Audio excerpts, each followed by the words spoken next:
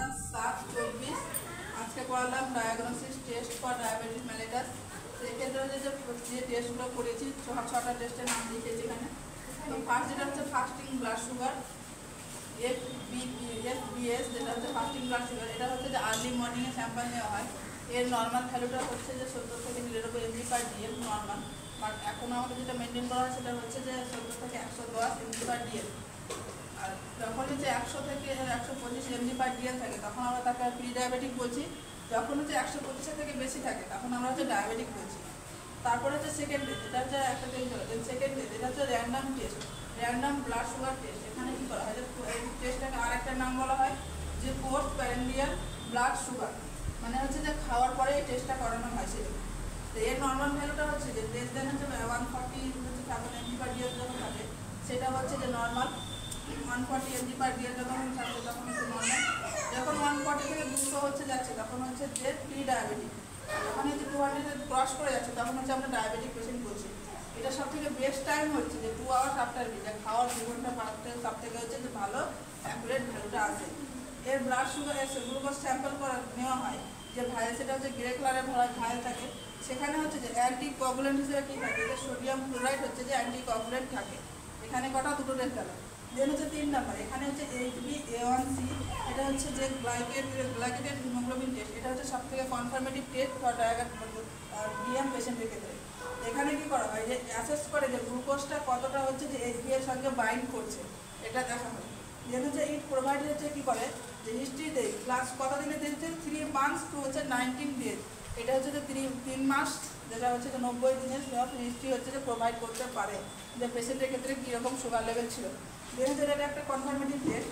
এর হচ্ছে রেজাল্টটা হচ্ছে যে 5.7 থেকে যখন কম থাকছে পার্সেন্টেজ তখন আমরা নর্মাল বলছি। যখন বলছি যে 5.7 থেকে হচ্ছে যে 6.4% যখন হচ্ছে যে থাকছে তখন আমরা বলছি প্রি ডায়াবেটিক। যখনই সেটা হচ্ছে 6.4% ক্রস করে যাচ্ছে তখন আমরা বলছি তাকে ডায়াবেটিক পেশেন্ট। এগুলো হচ্ছে 3টে টেস্ট গেল। দেন হচ্ছে যে 4 নম্বর যে GTT, এটা হচ্ছে গ্লুকোজ টলারেন্স টেস্ট। এই টেস্টের সাথে কী করা হয় যে প্রেগনেন্ট মাদের ক্ষেত্রে জেস্টেশনাল ডায়াবেটিস মেলিটাস আইডেন্টিফাই করা হয়। এই টেস্টটা হচ্ছে যে কনফার্মেটিভ টেস্ট প্রেগনেন্ট মাদের ক্ষেত্রে।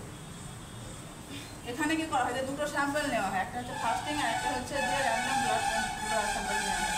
এখানে হচ্ছে যে পেশেন্টকে 3 দিনের মধ্যে করানো হয়। যে 3 দিন কী করা হয় যে পেশেন্টকে কার্বোহাইড্রেট প্রোভাইড করা হয়। সেটা হচ্ছে যে 3 গ্রাম পার ডে করে প্রোভাইড করা হয়। 3 গ্রাম পার ডে করে কতদিন 3 দিন প্রোভাইড করা হয়। সেটা হচ্ছে টোটাল হচ্ছে 900 গ্রাম হচ্ছে যে প্রোভাইড করা হয়। তারপরে পেশেন্টকে বলা হয় যে 8 to 10 আওয়ার্স হচ্ছে NPM, যে পেশেন্টকে হচ্ছে যে না খেয়ে থাকতে হবে হচ্ছে যে কতক্ষণ, যে পেশেন্টকে 8 থেকে 10 ঘন্টা হচ্ছে না খেয়ে থাকতে হবে। তারপরে কী করবে যে ফার্স্ট স্যাম্পলটা হচ্ছে যে কালেক্ট করবে, যেটা হচ্ছে ফাস্টিং ব্লাড সুগারের জন্য হচ্ছে কালেক্ট করবে। দেন হচ্ছে যে পেশেন্টকে আবার হচ্ছে 75 গ্রাম হচ্ছে ওরালি কী করবে যে কার্বোহাইড্রেট দেবে। এটা হচ্ছে according to World Health Organization অনুযায়ী হচ্ছে যে আবার হচ্ছে 75 গ্রাম হচ্ছে কার্বোহাইড্রেট দেওয়া হবে। তারপরে হচ্ছে 2 ঘন্টা পর আবার সেই স্যাম্পল কালেক্ট করা হবে। দেন হচ্ছে আর একটা টেস্ট হচ্ছে C-পেপটাইড হচ্ছে চেইন টেস্ট। এই টেস্টের সাহায্যে কিন্তু ডায়াবেটিস মেলিটাস হচ্ছে যে আইডেন্টিফাই হওয়ার পর কি টাইপ ডায়াবেটিস সেটা হচ্ছে আইডেন্টিফাই করার জন্য করা হয়। এখানে করা হয় যে টাইপ 1 টাইপ 2টা হচ্ছে ডিফারেন্ট করা হয়। এটার ক্ষেত্রে যে করা হয় সেটা হচ্ছে 24 আওয়ার্স থাকে যে ইউরিনটা, সেটা কালেক্ট করা হয়। এখানে কী করে যে C-পেপটাইড চেইন আছে সেটাকে অ্যাসেস করে। এবার সেখানে যে নর্মাল ভ্যালুটা হচ্ছে 3 mg ইন 100 ml ইউরিন, যে ইউরিনটা থাকবে সেখান থেকে হচ্ছে যে কালেক্ট হবে 100 ml ইউরিন নেবে। সেক্ষেত্রে হচ্ছে যে 37 হচ্ছে 3 mg যদি 13 mg যদি বেরোয় তাহলে নর্মাল ভ্যালু থাকছে। এবার ভ্যালুটা যদি অ্যাবসেন্ট থাকে তাহলে টাইপ 1, ভ্যালু যদি প্রেজেন্ট থাকে তাহলে টাইপ 2। আর একটা হচ্ছে রোথরা টেস্ট, যেটা বলে রোথরা মানে ডিপ স্টিক টেস্ট। এক কথা যেটা বলা হয় যে ডিপ স্টিকটা হচ্ছে যে ডিপ করে ইউরিনের মধ্যে যেটা টেস্ট করা হয়, ওখানে আরও অনেক কিছু ভালো থাকে যেমন গ্লুকোজ সুগার অনেক কিছু থাকে। সেখানে মেনলি দেখা হয় যে অ্যাসিড যে কিটোন বডি ইউরিনটা হচ্ছে ইউরিনতে কিটোন বডি কতটা থাকছে ইউরিনের মধ্যে সেটা হচ্ছে যে দেখা হয়। দেন হচ্ছে পেশেন্টের হচ্ছে যে ম্যানেজমেন্টের ক্ষেত্রে আমরা কী বলবো, তো পেশেন্টকে সবসময় হচ্ছে যে অ্যাডভাইস করবো যে ডায়েট নিতে হবে, এক্সারসাইজ করতে হবে এবং হচ্ছে আমরা ইনসুলিন আর ড্রাগস আমরা প্রোভাইড করবো। এবং হচ্ছে ডায়েটের মধ্যে আমরা কার্বোহাইড্রেট, প্রোটিন, ফ্যাট এগুলো হচ্ছে যে আমরা অ্যাকুরেট যেগুলো দেওয়ার কথা সেগুলো তেমনভাবে দেবো। আর হচ্ছে এখানে যে পেশেন্টকে সবসময় হচ্ছে যে বলবো যে এক্সারসাইজ করার সময় হচ্ছে যে লাইট এক্সারসাইজ করবে এবং সেটা হচ্ছে আফটার ব্রেকফাস্ট করবে। সেটা খাওয়ার 10 থেকে 15 মিনিট বা 15 থেকে 30 মিনিট পর করবে। সবসময় অ্যাভয়েড করবে যে কোনো হেভি এক্সারসাইজ করবে, সেটা কিন্তু সবসময় অ্যাভয়েড করবে। আর এখানে পেশেন্টকে বলতে হবে যে কি খুব বেশি মানে ছুটতে হবে না, মানে শুধু একটু স্পিডে হাঁটলেই হবে। তো আজকে এই পর্যন্ত।